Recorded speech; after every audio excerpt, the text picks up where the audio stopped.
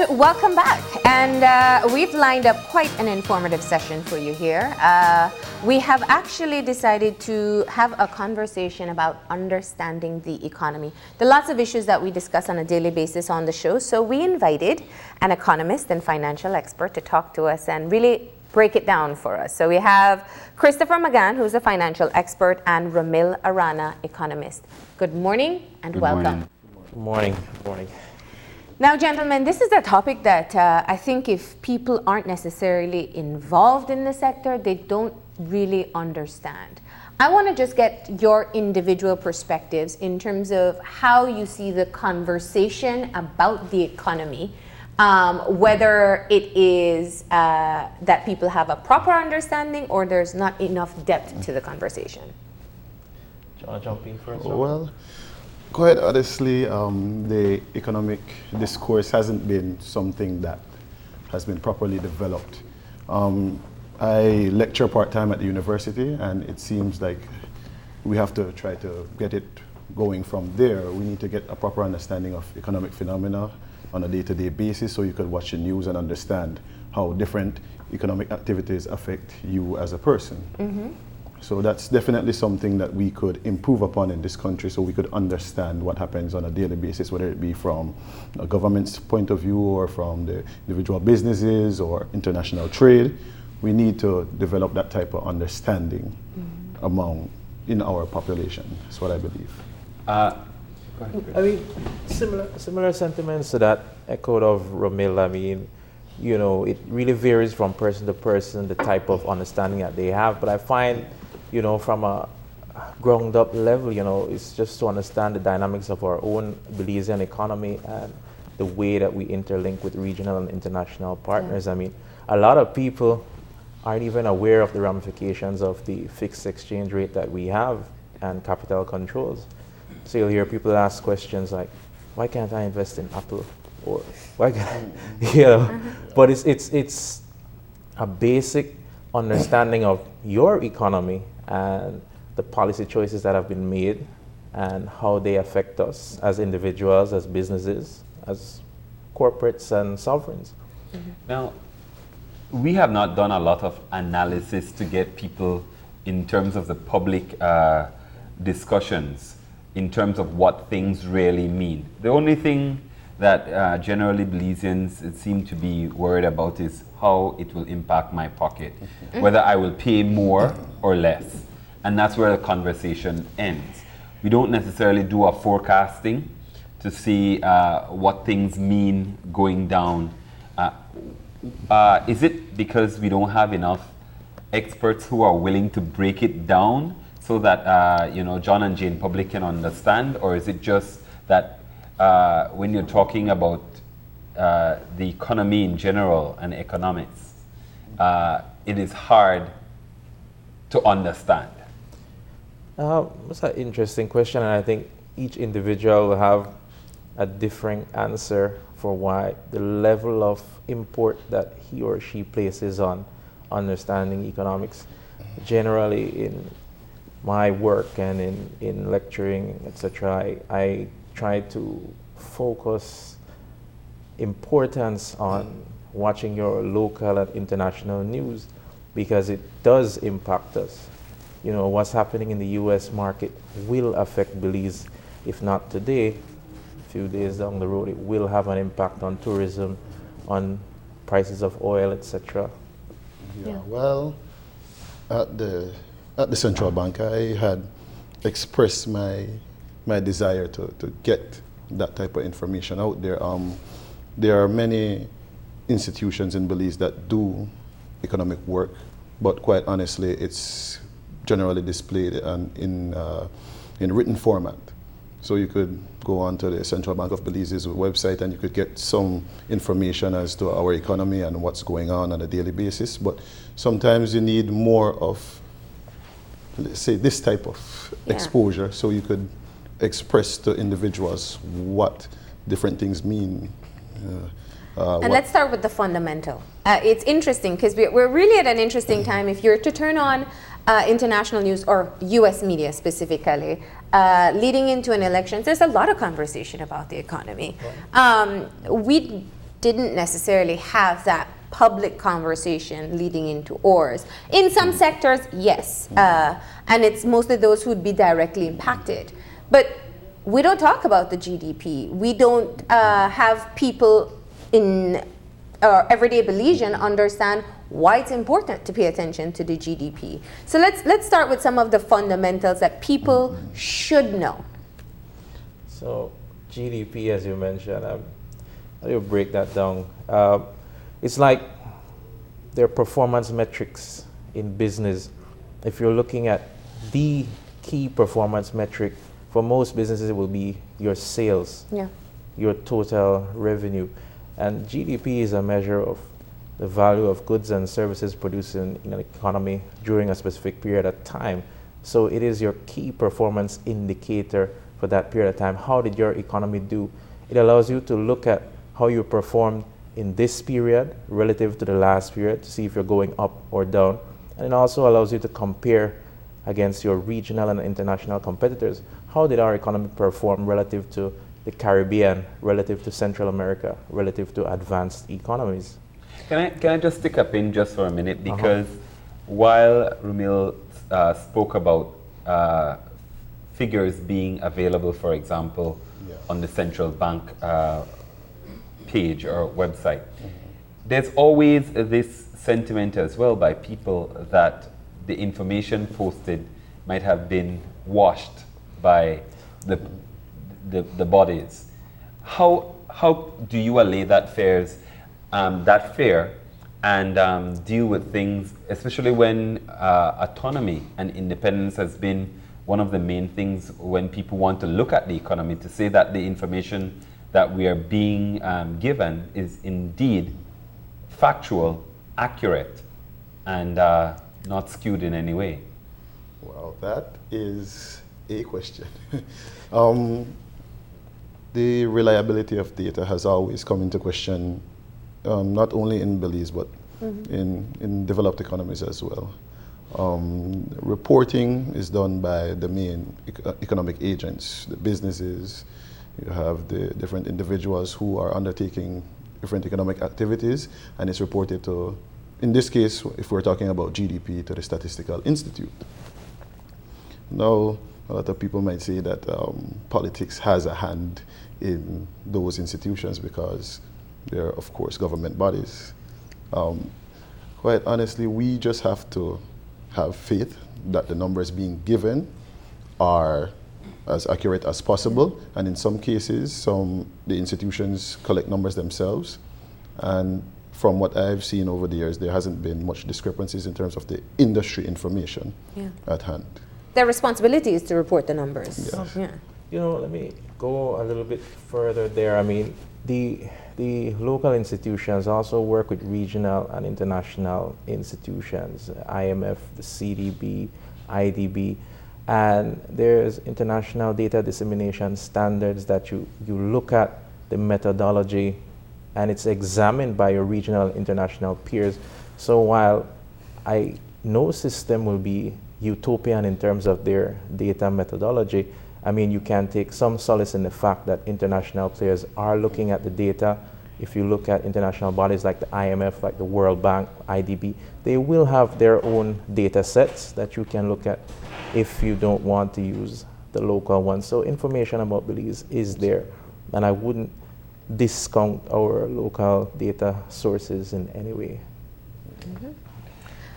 So let's go back to our conversation about the GDP. And again, it is something that I think we don't necessarily, and even in the media, we don't necessarily dissect as much as we would like. Why is it important that we understand the performance of the country just as regular citizens and what it means for us and our personal finance? Well, being somebody that studied GDP over the years, theoretically, there is a direct relationship between GDP and, quite honestly, the incomes of individuals. If your economy is performing well, there's activity going on, employment is supposed to be high, at a high level. That means unemployment is going down. There's more people with money, more people to benefit. And it's like a multiplier effect. You have more income, there's more consumption, industries continue to boom. So understanding the different sectors of your economy and where, you know, there may be room for investment, where there may be room to increase activities, that's very important. You know?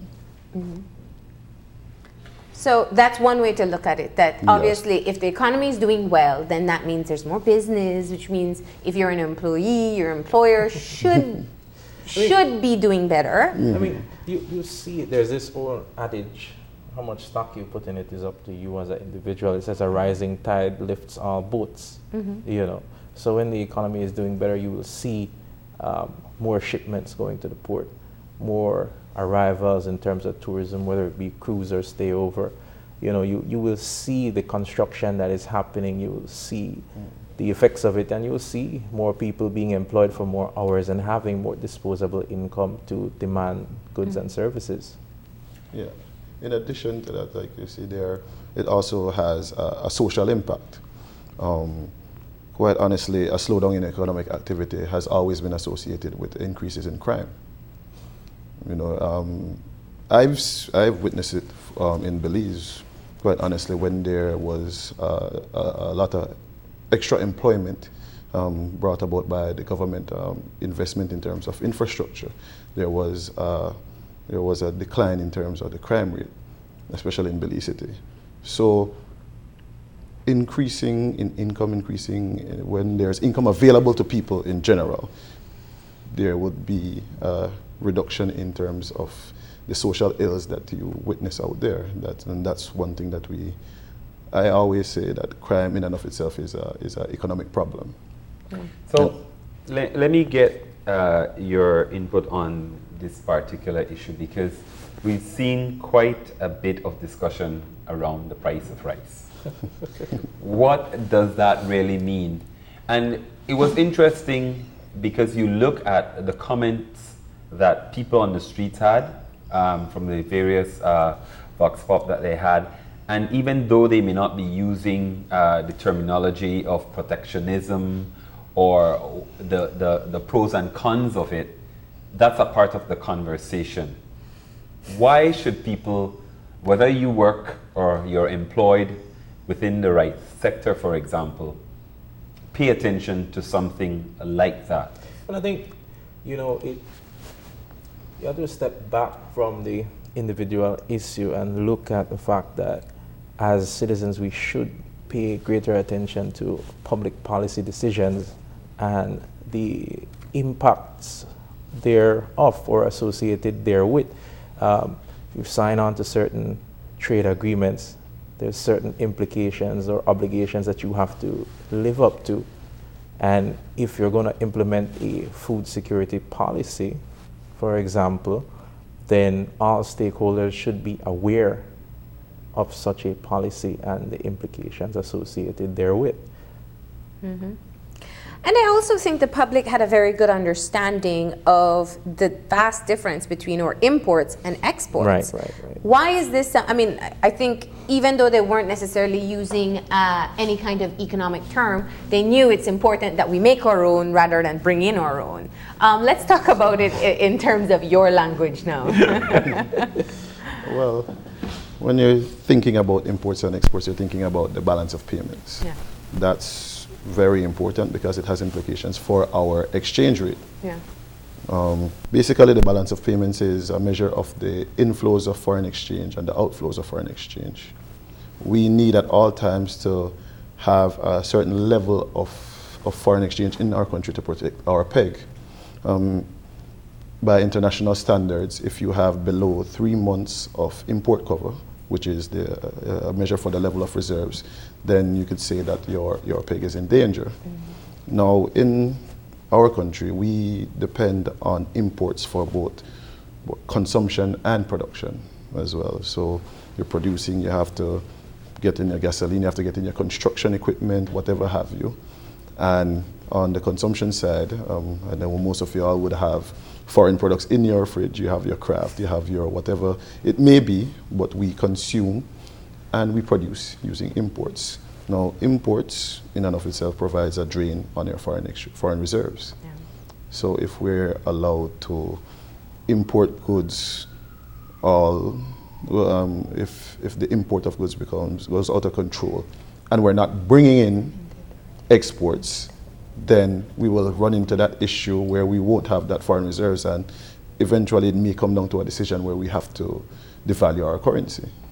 So that is something that you really have to take into consideration. So we're spending the US dollars on purchasing the goods for imports rather than making it by selling our goods out in the market. That's all. Well, I mean, if you look at the dynamic of Belize's economy, perhaps over the past 15 years or so, services have really become the dominant sector, with tourism and of late emerging business process outsourcing being some of the more vibrant sectors of the economy, especially where foreign exchange is concerned. The tourism is one of the main drivers there, and less commodity exports. Now, commodity exports are still important. You know, they offer diversification, food security, but greater reliance, especially from a foreign exchange point of view, has been placed on the emerging tourism industry. I want to go back to something that you said, Chris, about paying attention to the policy formulation that is happening. Prior to the Christmas, for example, we had the issues with the stevedore, and we saw the impact that had or could potentially have on the entire economy. And we saw the Prime Minister going back to the House and making stevedores an essential service. For a lot of people, you look at it and you just say, oh, okay. But what until the turkey was impacted. Right. So what does this policy decision like that really means going down the road? And is it something that is a Band-Aid or a permanent fix? I mean, that's a loaded question. something for a 1-hour discussion with public policy experts and elected officials. But I mean, suffice it to say that these are the kinds of conversations that we need to be having. You know, we need to discuss the implications of what should be an essential service and what should be perhaps the procedure for making a particular line of work deemed as essential. I know, from what I understand, like police and the medical profession, etc., the armed forces, those are essential services. What sort of thresholds do we need to meet to be deemed as an essential service? And that's more the conversation that needs to be had, and I'm not sure I'm the person to answer that. You know. Now let's talk about our favorite topic, which everybody has some kind of commentary on. World oil prices and how they impact the country. Now this is twofold, and perhaps we talk more about the impact for us when we are at the gas pump. But there's also an implication in terms of our oil production, which we have seen on a constant decline. So let's talk about what this means and how it relates to us here in Belize. Well, in terms of when you're thinking about oil prices, and most recently the price hike that everyone was speaking about here, it's a more grand issue than that. Yeah. The price was raised, according to government officials, to basically try to help with the government revenues, in light of the fact that our domestic oil production has been on a decline since 2010.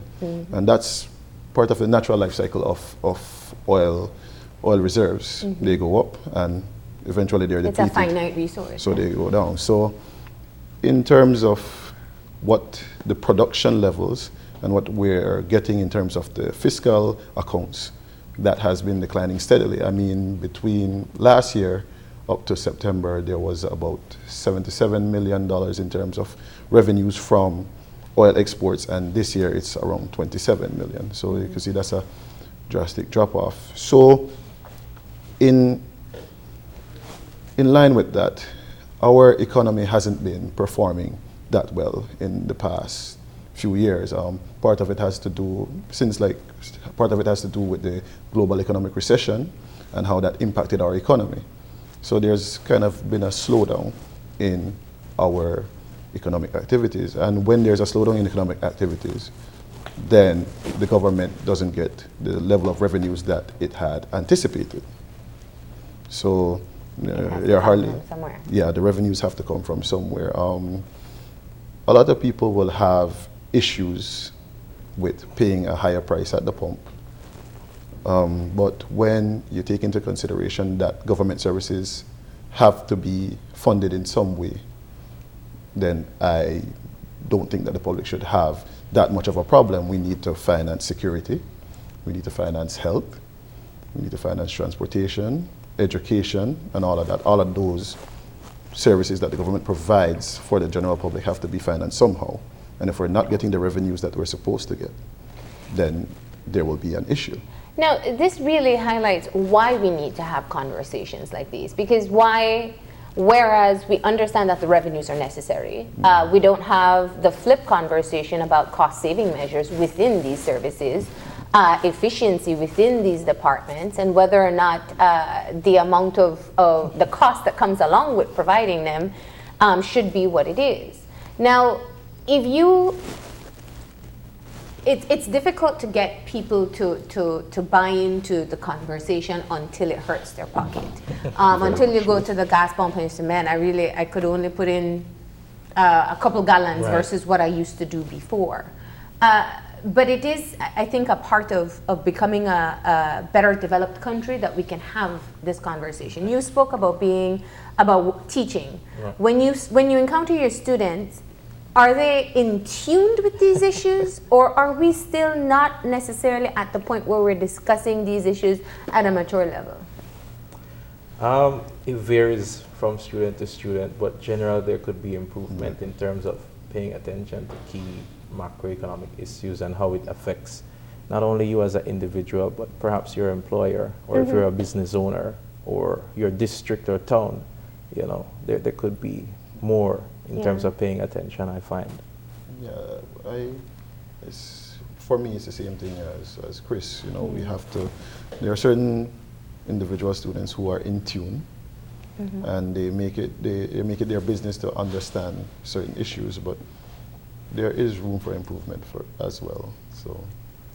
Now, William mentioned earlier about forecasting, and we're actually a couple months, obviously, before the budget reading. And one of the things that people who are very in tune with the economy will talk about is being able to cope with the debt that we have. We, of course, had the settlements with the two utility companies happening last year. We have payments that are expected. Let me just ask you, in terms of your own individual perspective, what you foresee for this year. I think the projection was done quite a while ago by international bodies that we should continue on trend around 2.5%, and I don't think the local bodies had disagreed, so that means more moderate but still positive growth. Yeah. And that is what I'm more or less seeing with the decline in oil and tourism continuing to be a major player in the economy, and also some public sector expenditure. So breaking that down, of course, we're saying we're not making as much from oil, but we are seeing very good growth in tourism and people coming in and spending money. Seeing growth. Yeah, we're seeing growth. Yeah. In fact, I believe in 2014 there was a record year in terms of tourists coming to the country. We need to continue with that trend. 2015, I think, would be either slightly above or in line with 2014. So we're still getting that amount of visitors there, and that is healthy because tourism is our biggest foreign exchange earner, and it also helps with financing our international debt.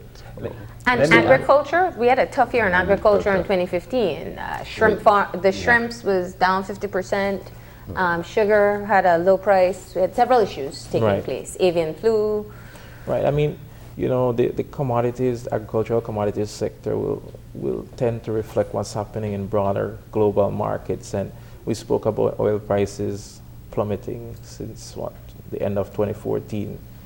It fell from 100 to, where is it now? Somewhere around 35, 37. Yeah. So, you know, that kind of astronomical decline, while we may not have seen a one-to-one correlation in the price of the pump, you know, you will see the reduction in terms of the cost of imported food, and I think inflation has been relatively low. Inflation has been negative right, in 2015. Right. So, and I think the impacts of the oil price is manifesting there. On the other hand, commodity prices, by extension international commodity prices, will decline, and it will impact the value of your exports, other things being equal. Now, I want to ask one quick question, because we're talking about the global picture, and obviously, I think as recent as last week, we saw China really closing their stock markets or putting strict restrictions there. Now, for most of us in Belize, we may look at something like that and say, okay, that's interesting. Does that have an impact, or should we pay attention to something like that? Or if you had the issues like in Greece, or you know, things on the global scene, should we pay attention, and why?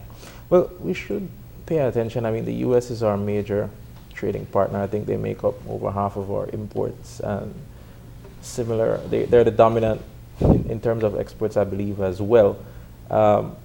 Most of our tourism arrivals, like 80% of tourism arrivals, come from the U.S. So while these factors, one could argue that they do not necessarily have such a tremendous direct impact on Belize, they have a tremendous impact on our trading partners. Extreme volatility, extreme uncertainty, you know, may lead to slowdown in advanced economies, and by extension, that could affect the demand for our tourism product. So, and the demand for commodities that we produce. So it is important for us to pay attention to what's happening to the global perspective and the regional perspective. Yeah, of course, China is a main player on the international scene. There are some that are of the opinion that China has become the superpower in the world in terms of economic activity. Now, when you see a slowdown in their markets, there's a slowdown in investment. There will be a slowdown in globally. And as Chris said, the impact on Belize is more from international trade and tourism arrivals aspect. So maybe we need to look for that in the near future, given the situation and what's going on. All right. Well, gentlemen, we want to thank you both for joining us, and we hope that we can get you back to continue this discussion on just economics and the economy, and looking at how we can analyze what's happening and how it will impact us going forward. Thank you for joining us this morning. Thank you, guys. No problem. All right. We're going to go ahead and take a break. When we come back, it's to be joined by representatives of the Ministry of Health to talk about maternal and child health. So stay tuned.